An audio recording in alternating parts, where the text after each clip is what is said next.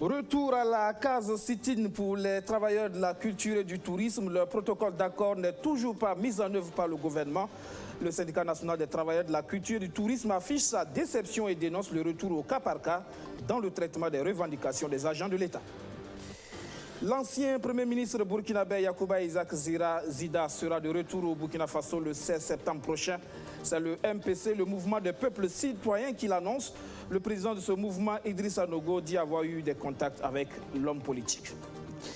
Dans le domaine du commerce, entre grossistes et détaillants, les choses sont désormais claires. La nouvelle réglementation lève les ambiguïtés sur les prérogatives. Bonsoir et bienvenue à ce 19h30. La fièvre des mouvements d'humeur gagne le secteur de la culture et du tourisme. Les travailleurs ont entamé ce mercredi un sit-in de 72 heures à l'appel de leur syndicat, le Sinatrac. Le syndicat qui exige du gouvernement l'application du protocole d'accord signé en 2017. Le gouvernement semble avoir fait un retour à la gestion au cas par cas des revendications des travailleurs de la fonction publique. Regrette le Sinatrac qui ne croit plus au processus de remise à plat des salaires. Rémi Lambert-Nébier. Ici aussi, il est question de primes de motivation. Ils disent avoir cru à la bonne foi du gouvernement qui leur aurait promis gain de cause dans le cadre du processus de remise à plat des salaires des agents de la fonction publique. Mais le volte-face du gouvernement ces derniers jours a brisé cette confiance et depuis ce 8 mai, le syndicat national des travailleurs de la culture et du tourisme Sinatract renoue avec la lutte. Nous, Sinatrac, nous avons participé donc au système de remise à plat, ou du moins à la conférence. Et nous avons convenu avec le gouvernement et les forces vives de la nation sur certaines conclusions. Mais nous voyons que le gouvernement même est en train de revenir sur les conclusions donc, de cette conférence-là. C'est au vu donc de la situation et en analysant en fait un peu ces conclusions-là de cette situation-là que nous avons décidé aussi, nous aussi peut-être, de revenir sur notre plateforme de 2017. Et dans la plateforme, il avait été si bien dit que nous devons bénéficier d'une prime de motivation. Et donc nous sommes là ce matin donc, pour réaffirmer encore notre attachement à cette plateforme qui a été signée par le gouvernement. C'est vrai que c'était sous le ministre Tahirou Barry, mais l'administration était en continuité. Nous demandons donc à l'actuel ministre en place donc, de respecter donc, ce protocole d'accord qui a été signé et de mettre en œuvre en tout cas la plateforme de 2017 en son point qui concerne donc la prime de motivation pour les agents du ministère de la Culture, des Arts et du Tourisme. Du reste, cela fait encore partie de notre plateforme de 2019 qui avait été remis donc à l'autorité et jusqu'à l'heure où nous parlons, cette plateforme-là, en ce qui concerne ce point en tout cas de prime de motivation, n'a toujours pas été satisfait. C'était une chose promise, ça fait partie du protocole d'accord de 2017 en ce qui concerne le fonds de motivation. En plus de ce sitting de 72 heures, le Sinatrac suspend jusqu'à nouvel ordre la délivrance d'une vingtaine d'actes octroyés par le ministère de la Culture, des Arts et du Tourisme. Le syndicat suspend également, entre autres, les évaluations et l'encadrement dans les instituts et centres de formation, la collecte des droits d'auteur et droits voisins, l'acheminement du courrier, ainsi que la réception et l'analyse des dossiers de prêts et ou de subventions. La confidence du jour, Yacouba Isaac Zida sera de retour au pays en septembre prochain, exactement le 16 septembre. C'est le MPC, le mouvement des peuples citoyens d'Idrissa Nogo qui le dit. Et il poursuit, l'ancien Premier ministre exilé au Canada sera candidat à la présidentielle de 2020. Arsène Konditamde. Le 16 septembre prochain, Yacouba Isaac Zida devrait normalement atterrir au Burkina Faso, selon le mouvement des peuples citoyens. Une information que le MPC tient de Zida lui-même, qu'il aurait confiée à Idrissa Nogo, le leader du MPC. Environ 4 ans après avoir quitté le pays, Yacouba Isaac Zida serait prêt à rentrer au Bercail, avec en perspective la présidentielle de 2020. Le retour, comme je le disais, donc, de M. Yacouba Isaac Zida au Burkina Faso, prévu officiellement le lundi 16 septembre 2019. Non seulement l'ancien Premier ministre m'a affirmé son retour officiel au pays le 16 septembre prochain, mais aussi il m'a confirmé qu'il sera bel et bien candidat à la présidentielle de 2020. Depuis son départ pour le Canada à la fin de la transition et l'avènement de Roch-Marc Christian Kaboré au pouvoir, Isaac Zida a été nommément cité dans plusieurs affaires peu catholiques. Pour le MPC, tout cela n'est qu'une machination orchestrée par le pouvoir en place pour discréditer un potentiel candidat. Je ne vous l'apprends pas, ça est dans son livre. En réalité, toute cette cabale politico-judiciaire selon le mot de Yacouba Isaac Zida lui-même, est monté par les autorités actuelles pour éliminer un potentiel challenger politique. En effet, des responsables du MPP ont œuvré à convaincre le président Laurent Kaboré que Zida, avec l'appui des jeunes militaires, constitue la menace la plus sérieuse actuelle. Au regard de la gestion de la transition et de tous les sacrifices consentis par Yacouba Isaac Zida, il serait l'homme idéal pour gérer le Burkina Faso, selon le mouvement des peuples citoyens. L'organisation invite les Burkinabés des villes et des campagnes à se tenir prêtes pour accueillir celui qu'elle considère comme le futur président du Faso. Entre détaillants et grossistes, il y a parfois de la tension, des accusations sur les prérogatives. Eh bien, désormais, les deux partenaires ne devraient plus se marcher sur les pieds. Les nouvelles règles en matière de commerce prévoient les prérogatives de chaque catégorie de commerçants, de même que les principes de la concurrence. Depuis hier, une tournée nationale est lancée avec pour objectif d'expliquer cette nouvelle réglementation. Luc Pabelgem. Importer ces marchandises et les vendre directement aux consommateurs, c'est interdit au Burkina Faso. C'est la nouvelle réglementation du commerce et de la concurrence qui le dit et tous les commerçants sont tenus de s'y conformer. Après cette tournée d'information et de sensibilisation des acteurs économiques, aucun désordre ne sera toléré dans le secteur. Ils ont demandé à ce que l'on clarifie l'exercice de commerce de gros, de demi-gros, de détail et de petit commerce. Les textes qui ont été adoptés permettent de prendre en compte ces niveaux de réglementation pour dire qu'un commerçant grossiste ne doit pas vendre à des détaillants et aux consommateurs finaux. Un commerçant demi-grossiste ne doit pas aussi vendre aux clients finaux. Mais la nouvelle réglementation aussi permet de baliser les pratiques anticoncurrentielles, les abus de position dominante et d'ériger un certain nombre de sanctions pour ceux qui vont contrevenir aux nouvelles règles qui sont mises en place actuellement. L'étape de Ouagadougou marque le départ de la tournée et le ministère du Commerce, de l'Industrie et de l'Artisanat compte toucher le maximum d'acteurs en collaboration avec la Commission nationale de la concurrence et de la consommation. C'est avec un grand soulagement et une grande satisfaction que nous gagnons le rencontre de ce matin. Parce que c'est depuis vraiment quelques années en arrière un peu, nous, dans le commerce, nous souffrons beaucoup. Parce qu'on ne savait pas qui vend en gros, qui vend détail, qui vend demi-gros. Et ça fait que notre commerce allait vraiment derrière. Et cette chose vraiment vient de nous rapporter vraiment une chance à notre commerce pour sauver le commerce au Burkina Faso. C'est sur ça qu'ils peuvent sauver le commerce au Burkina Faso. Et on tient vraiment à cœur qu'on fait tous les 13 régions pour sensibiliser tout le monde, que tout le monde adhère vraiment, puisque les terres soient vraiment appliquées. Passer les tournées dans les régions, tout contrevenant s'expose à des sanctions. Pour les acteurs économiques, ces nouvelles mesures étaient attendues et elles pourront permettre à ceux du bas de l'échelle de franchir l'étape de détaillant pour devenir eux aussi demi-grossistes et grossistes un jour. Le Burkina Faso fait des progrès dans la gouvernance du secteur minier. C'est ce qu'indique la grille de l'ITIE, l'initiative pour la transparence dans les industries extractives. Des progrès, oui, mais il y a encore des échelons à gravir. Rémi Lambert-Nibier. Jugé pays conforme en 2013, le Burkina Faso est logé actuellement dans la grille progrès significatif de l'ITIE, l'initiative pour la transparence dans les industries extractives. C'est donc dit que le pays respecte les normes internationales de transparence en matière de redevabilité citoyenne sur sa gestion des ressources naturelles. Mais il reste encore une marche à gravir dans la grille de notation. Cette session extraordinaire s'inscrit donc au titre des actions adoptées par le Burkina Faso pour améliorer davantage son niveau de gouvernance du secteur minier.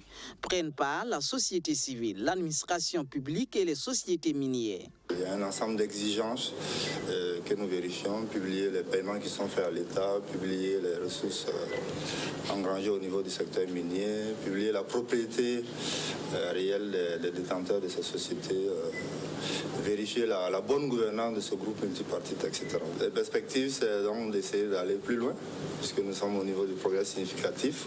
Il y a des rapports qui sont faits par des équipes indépendantes et qui nous signalent un peu les corrections à apporter. Et nous allons discuter de ces corrections et si elles sont faites, effectivement, on pourra passer à une autre étape qui est le niveau de progrès satisfaisant. 2 experts de l'ITIE International séjournent au Burkina Faso pour une mission de supervision et selon leur avis, il y a encore quelques points à améliorer. Il y a notamment toutes les divulgations qui concernent les entreprises d'État au Burkina Faso pour que ces relations financières avec l'État soient clarifiées. On parle de flux financiers, de paiement, pour comprendre un peu comment ces entreprises d'État fonctionnent et s'assurer qu'elles sont aussi transparentes dans leur gestion et dans leurs opérations. Il y a ce point. Il y a aussi l'amélioration des divulgations sur la contribution économique et sociale du secteur minier. Donc comprendre en termes d'emplois, combien d'emplois sont générés au Burkina Faso, essayer de préciser si ces emplois sont pour des Burkinabés, ce qu'on appelle le contenu local, s'assurer que le contenu local est renforcé, et également s'assurer qu'il y a des statistiques aussi sur la participation des femmes dans le secteur minier, pour aussi promouvoir l'égalité hommes-femmes. Donc ça, c'est 2 aspects sur lesquels le Burkina va devoir renforcer ses divulgations en vue d'atteindre ce meilleur niveau de progrès. Le Burkina Faso a adopté en 2015 un nouveau code minier dans l'optique de mieux redistribuer aux populations locales les revenus de leur sous-sol. Si le Burkina Faso accède à la performance progrès satisfaisant de la norme ITIE, il jouira éventuellement d'une excellente réputation à l'international en matière de gouvernance du secteur minier et attirera ainsi plus d'investisseurs.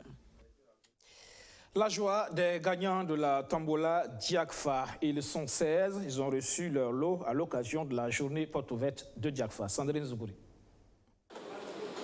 Un large sourire qui a sa raison d'être. Face à cette belle voiture, cet homme ne pouvait exprimer autrement sa joie. Heureux gagnant de la grande tombola lancée par Diakfa, dans le cadre de sa journée porte ouverte, Franck Lougué est désormais propriétaire de ce véhicule.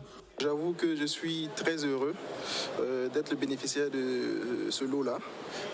J'ai été appelé, je pense, mardi pour m'informer que j'avais gagné un lot à Diakfa. Comme tout gagnant, je ne croyais pas. Je me suis dit que c'était une blague. Et après, on m'a rappelé pour me dire, vraiment, vous avez gagné le lot à Diakfa. Et franchement, je ne peux que remercier Diakfa. Et je suis vraiment heureux d'avoir bénéficié de ce cadeau-là. Aussitôt les clés reçues, il les offre à celle à qui il doit la vie, sa maman. Une mère surprise et submergée par l'émotion. Je suis plus qu'émue. Les mots me manquent vraiment pour exprimer ma joie. On ne peut que rendre grâce à Dieu, parce que c'est Dieu qui a voulu que cela soit. Ce jour-là arrive. On remercie par la même occasion Diakfa qui a voulu agir ainsi en faveur de certaines personnes. Ce lot-là, vraiment, cela nous va vraiment droit au cœur. Je suis plus qu'émue. Je suis plus qu'émue. Que le Seigneur bénisse mon fils, qu'il le fasse grandir toujours. Tout ce qu'il veut là, que le Seigneur remplisse. Les mots me manquent pour dire vraiment ce que je ressens. À travers cette journée porte ouverte, la maison Diakfa est allée à la conquête de sa clientèle en faisant une promotion des produits de la boîte. Et le marketing s'avère concluant. À l'occasion de l'inauguration du nouveau showroom qui a eu lieu en février, on a voulu inviter de manière plus large en fait tous nos partenaires et tous nos clients à visiter le nouveau showroom qui est ici à la ZAD. On met un point d'honneur à Diakfa à satisfaire nos clients et donc on fait le maximum pour surpasser leurs attentes. Et généralement, les clients sont très satisfaits de la prestation de Diakfa parce que c'est une prestation de qualité. Outre ce gros lot, 15 autres lauréats sont repartis avec des postes téléviseurs et écran plasma. Un invité dans ce journal, le docteur Georges Guéla, directeur adjoint de l'ISSP, l'Institut supérieur des sciences de la population et coordonnateur du projet PMA 2020, une plateforme de recherche mise en place pour suivre les indicateurs de planification familiale à l'horizon 2020. Bonsoir docteur. Bonsoir, M. Guéouré. Merci de répondre à notre invitation. Merci. Alors, ce PMA 2020, ce projet-là, c'est un engagement de pays africains. Sa pertinence aujourd'hui n'est plus à démontrer. Effectivement, c'est une plateforme de recherche, comme vous l'avez si bien dit, qui a été mise en place pour suivre les progrès que les pays d'Afrique, mais aussi certains pays d'Asie, que ces pays-là réalisent comme performance en matière de santé de la reproduction. Il n'y a pas que la fixation sur la planification familiale, mais évidemment, c'est les indicateurs phares qui sont suivis, c'est effectivement les indicateurs de planification familiale. Et cette plateforme a été mise en place au lendemain, vous vous souvenez, de la conférence des chefs d'État d'Afrique francophone de l'Ouest, plus aussi le sommet de Londres en 2012. Et c'est au lendemain de ces grandes rencontres-là que l'idée de mettre en place une plateforme de recherche qui va fournir des indicateurs de santé de la reproduction en temps réel, cette idée-là a germé pour donner naissance donc à la plateforme de recherche que nous appelons PMA 2020, qui est l'acronyme de Performance Monitoring and Accountability 2020. Donc ça veut dire à l'horizon 2020, on veut essayer de voir où est-ce qu'on est rendu avec ces indicateurs de santé de la reproduction et de la planification familiale en particulier. Il a fait son chemin, 2020, c'est pour bientôt. On peut dire aujourd'hui que c'est une plateforme qui a fait ses preuves. Effectivement, pendant 5 ans, de 2014 à 2018, nous avons mis en œuvre la première phase au Burkina. Je dois dire que la plateforme existe dans 11 autres pays. Donc, nous avons eu la chance au niveau de Burkina d'y être avec le leadership de l'ISSP. Et en 5 ans de mise en œuvre, nous avons pu quand même faire le suivi de ces indicateurs-là en matière de planification familiale pour rendre compte des progrès que le Burkina a réalisés dans ce sens-là. Et donc, nous sommes aujourd'hui en mesure d'affirmer que les progrès au Burkina sont parmi les plus spectaculaires de l'Afrique de l'Ouest francophone. Donc, la plateforme a fait effectivement ses preuves et nous sommes justement à la phase finale de la première phase donc, de cette plateforme-là qui a pris fin en décembre 2018. Et donc, l'heure du bilan de la diffusion des résultats. Et demain, justement, jeudi 9 mai, vous avez un atelier dans ce sens. Exactement. Nous avons jugé utile de se réunir avec les acteurs du monde de la recherche, du monde académique, de la société civile, des acteurs de terrain et tous ceux qui œuvrent dans le plaidoyer en matière de santé de la reproduction.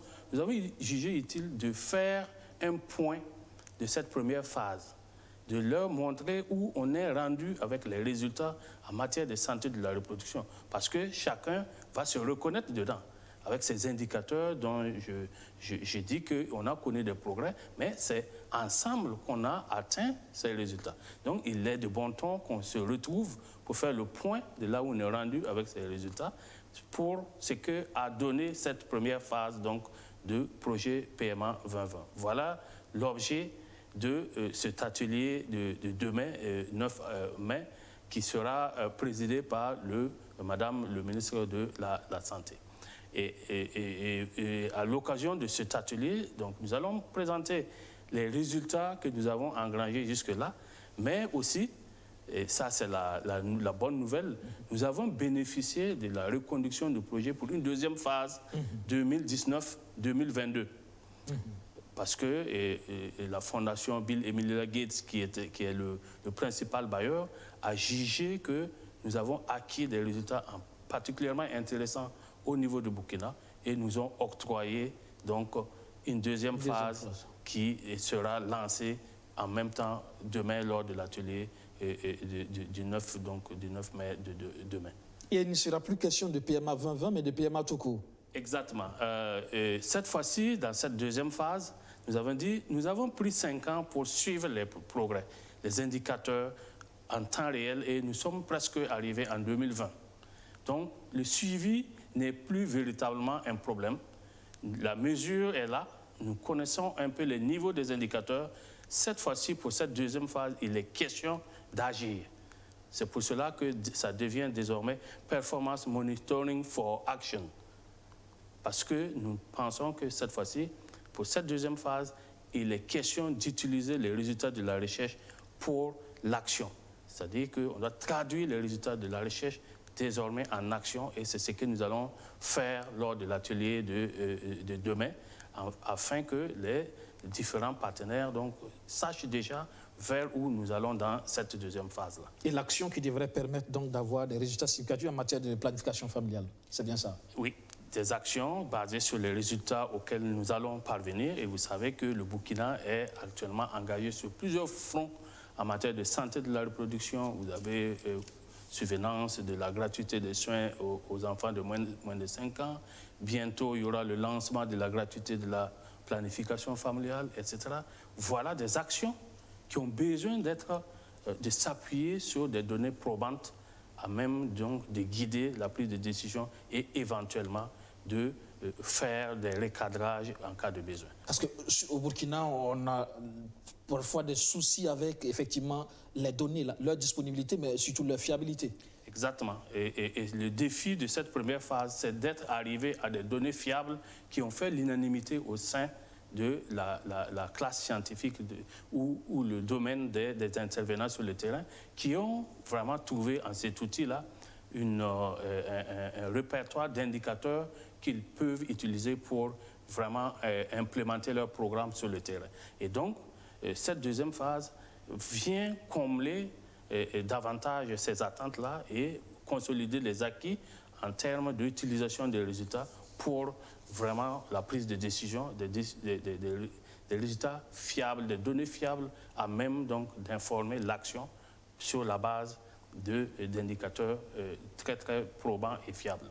Donc voilà un peu cette deuxième. Donc on passe à une autre phase et qui est d'autant plus utile que, comme je le disais tantôt, le Burkina s'est engagé sur beaucoup de chantiers qui ont besoin de données fiables.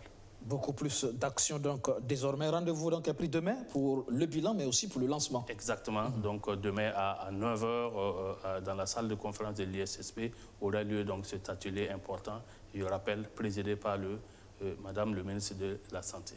Merci, Dr Georges Diela. Je rappelle que vous êtes le directeur adjoint de l'ISSP et coordonnateur du projet PMA 2020, désormais PMA tout court. Tout à fait. Merci d'être passé dans ce journal. Merci. Vous restez avec nous pour la suite. On reste justement dans le domaine de la santé et de la recherche avec cette soutenance à l'Université Senghor d'Alexandrie. Le Burkinabé Seydou Ouedraogo s'intéresse à la prise en charge des troubles mentaux dans le nord du Burkina Faso. L'étudiant a fait honneur à son pays. Il a obtenu la note de 19 sur 20. Geoffroy Zongo. Monsieur Ouedraogo Seydou, 19. 19 sur 20, mention excellent. C'est le verdict du jury à l'issue de la soutenance de Dr Seydou Ouedraogo pour l'obtention de son master en santé publique internationale. Avec cette note, le Burkina Faso tient le maillot jaune dans le marathon des soutenances de l'Université Senghor à Alexandrie en Égypte. Seydou Ouedraogo a séduit le jury international à travers sa prestance, mais surtout la pertinence de son thème de recherche et la qualité de l'étude. Une étude qui traite de la prise en charge des troubles mentaux dans le nord du Burkina Faso. Les malades qui ont été abandonnés et que nous avons vus ont un âge compris entre 20 et 49 ans. C'est-à-dire que c'est une maladie qui touche pratiquement les jeunes, parce que quand on regarde dans leur histoire, on se rend compte que la maladie est apparue quand ils avaient 25 ans. Pourquoi? Parce qu'on a constaté que les jeunes consommaient beaucoup les substances psychoactives.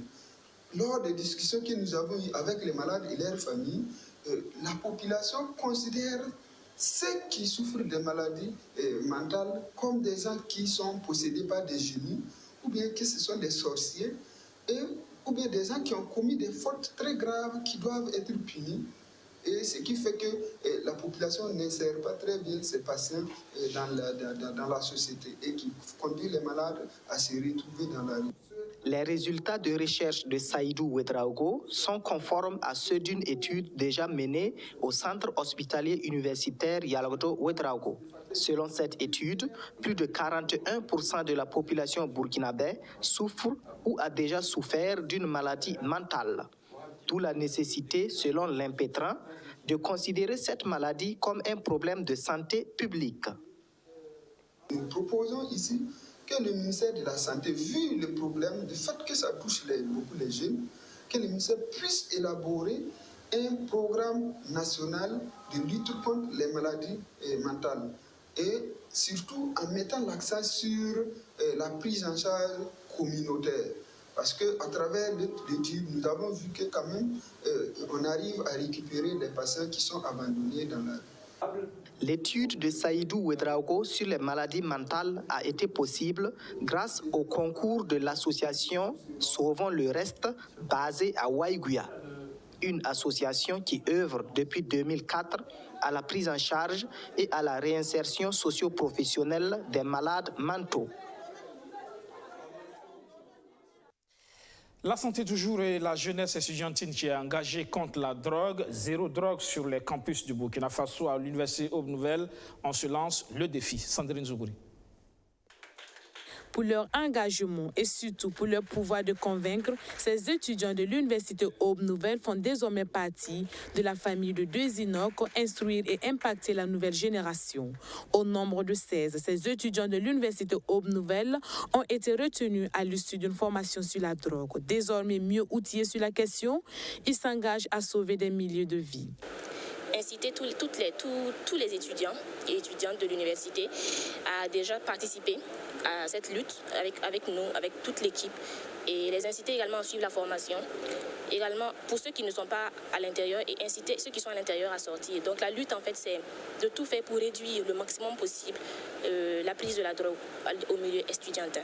Zéro drogue à l'université Aube Nouvelle, c'est d'ailleurs la vision de l'administration. Selon le président directeur fondateur, il faut battre le fer pendant qu'il est chaud, d'autant plus que certains étudiants s'adonnent déjà à de telles pratiques. Nous avons interviewé les candidats là. Oui, il y a des étudiants qui consomment la drogue ici. Et donc, il faut faire quelque chose. Ouais. Pas plus tard, le manager général peut le témoigner. Nous avons mis des vidéosurveillance, 80 vidéosurveillance tout autour de l'université. Et on a pris quelqu'un en flagrant délit qui, avait sa dose, qui voulait proposer aux étudiants. Et donc, le phénomène de la drogue, qui paraît au début comme une curiosité, peut être fatal. Et donc, vaut mieux rapidement prévenir que guérir. Ce phénomène qui va grandissant doit être un combat de tous. Oui, je pense que, comme il a été dit, nous félicitons l'Université Aube Nouvelle pour une grande vision. Et je pense que toutes les universités, tous les établissements doivent se mettre dans ce élan-là.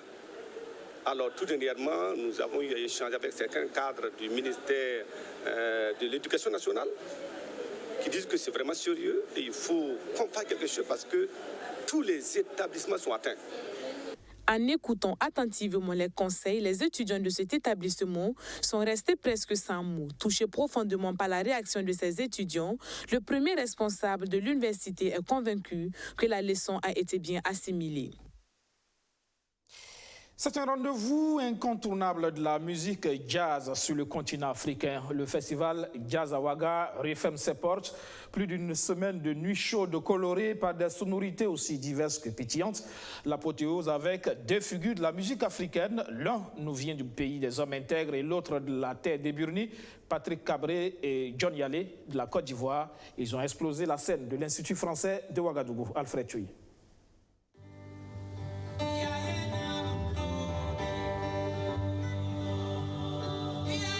C'est le rendez-vous des expressions les plus jazzistiques du continent. C'est le lieu de foisonnement des instruments de musique exécutés avec brio par des musiciens parfois déjantés.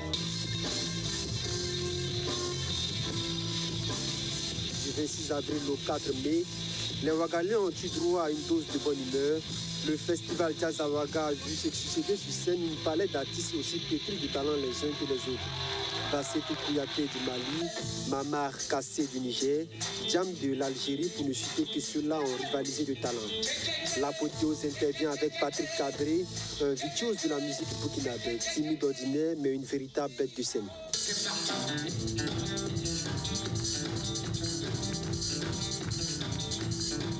La première fois où je montais en tant que Patrick Cabré, c'était déjà 11 ans.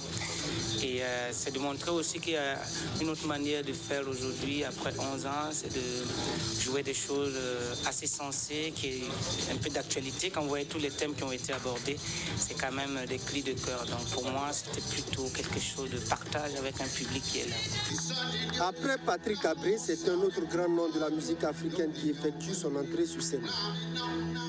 C'est toujours un plaisir pour moi d'être ici. Pour moi, je me dis que Ouagadougou, Abidjan, c'est le même ville. Donc si ça se passe ici, on est content. Le tonitruand John Yallé, l'auteur-concepteur du Zézé-Pop, enflamme la scène. Le Zézé-Pop, une philosophie musicale, un savant mélange de pop, de funk et de rock, sublimé par une voix puissante et percutante.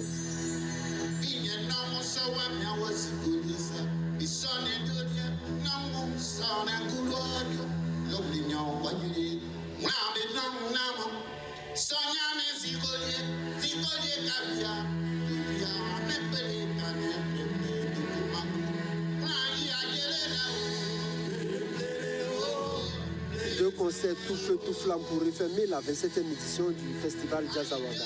C'était pas simple, hein, la 27e édition. J'ai dit que 27 ans après, le jazz reste toujours au pouvoir. Mais c'est vrai que ça n'a pas été facile de maintenir le pouvoir là, cette année. Mais on l'a fait.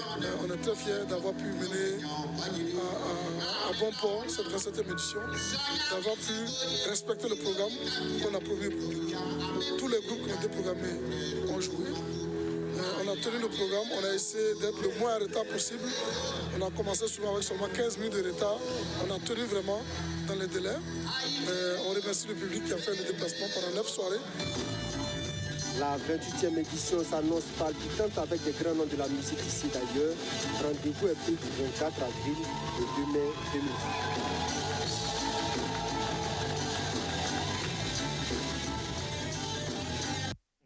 Fin de cette session d'information. Merci de l'avoir suivi. À 20h15, Rihanna Tawina vous retrouve pour le journal La Langue nationale Morée. Excellente soirée sur notre chaîne. Bonsoir.